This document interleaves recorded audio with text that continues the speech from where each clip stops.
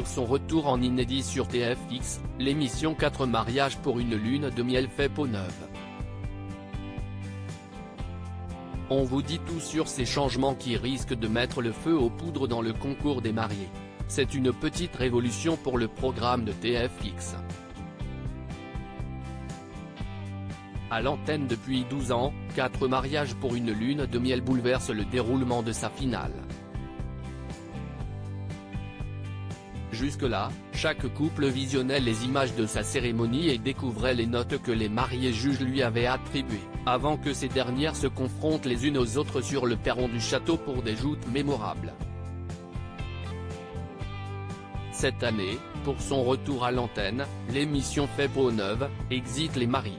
Au sein d'un nouveau château, celui de Santeny dans le Val-de-Marne, les participantes se retrouvent autour d'une immense table pour prendre le thé et déguster des pâtisseries. Une atmosphère conviviale. En apparence. Car les mariés juges vont découvrir ensemble les images des 4 cérémonies, les commentaires acerbes et les notes de leurs concurrentes compris.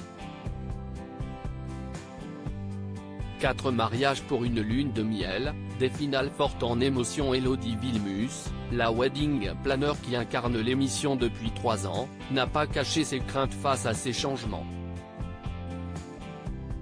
On sait que le vendredi est très attendu dans cette émission, et j'ai eu peur qu'on déstabilise ça. Mais à la fin du premier tournage, je suis allé voir l'équipe en leur disant waouh, assure-t-elle. Les interactions des unes et des autres se font de façon instantanée. Si est plus spontané. Les émotions sont démultipliées, et ça donne une nouvelle couleur au programme, nous confie celle qui donnera toujours ses avis aiguisés et ses notes. Il y a des règlements de compte que j'avais rarement vus jusque-là, que les fans de 4 mariages pour une lune de miel se rassurent, les prises de bec qui font le sel de l'émission seront bien au rendez-vous.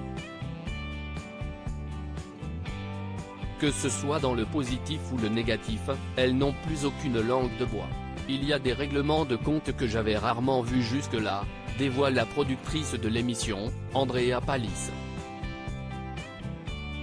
Autre changement lors de la finale, les candidates resteront désormais dans le château au moment du verdict.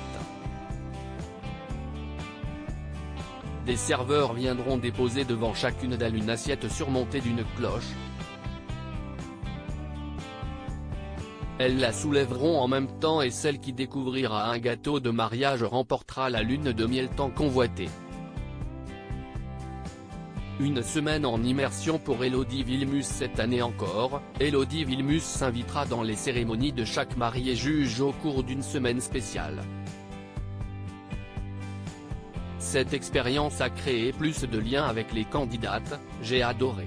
J'ai découvert des mariages de cultures différentes de la mienne que je n'avais jamais organisés en tant que professionnelle, dévoile l'experte. On en trépigne d'impatience.